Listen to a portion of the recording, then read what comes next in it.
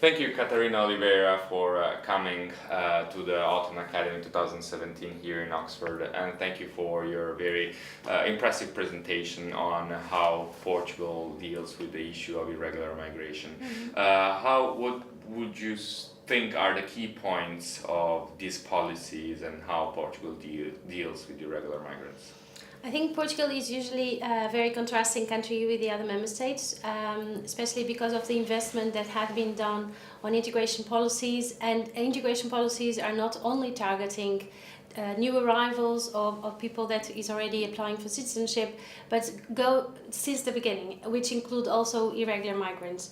And this means that it opens several rights also to immigrants that are in illegal situation. Health and education foreseen also in the Constitution, that is a right for everyone, but then also other rights that are foreseen related to the integration policies, relates to services provided at the one-stop shops, outreach teams that are managed by intercultural mediators coming from immigrant associations, where third sector also have an important role.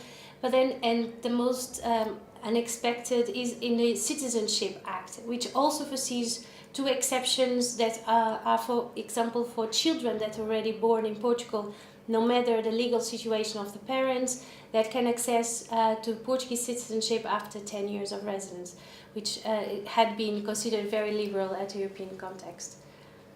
Thank you very much. And why do you think Portugal is different from other European countries? What were the rationale that brought Portugal to develop very different policies, and why these policies are not translated into other countries?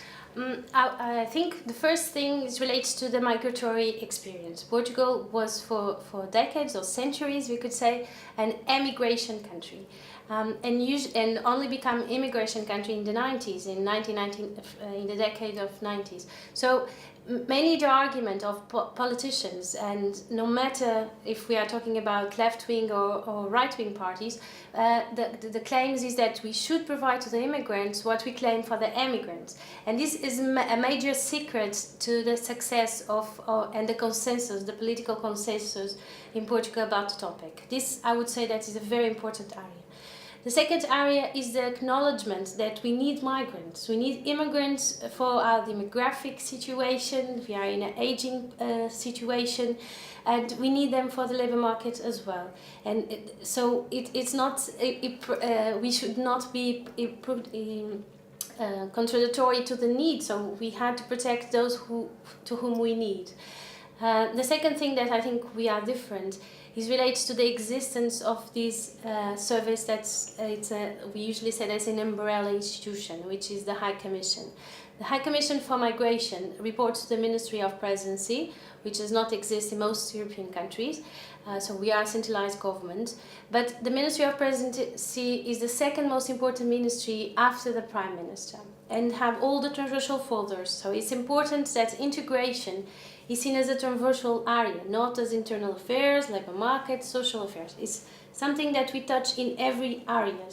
And so this makes it easier than to have this whole of government approach, because then this umbrella institution links to all the ministries, not just one or two, all. The action plans are defined with the articulation with 13 different ministries. So this is make it very different from the other contexts, I say. Thank you very much.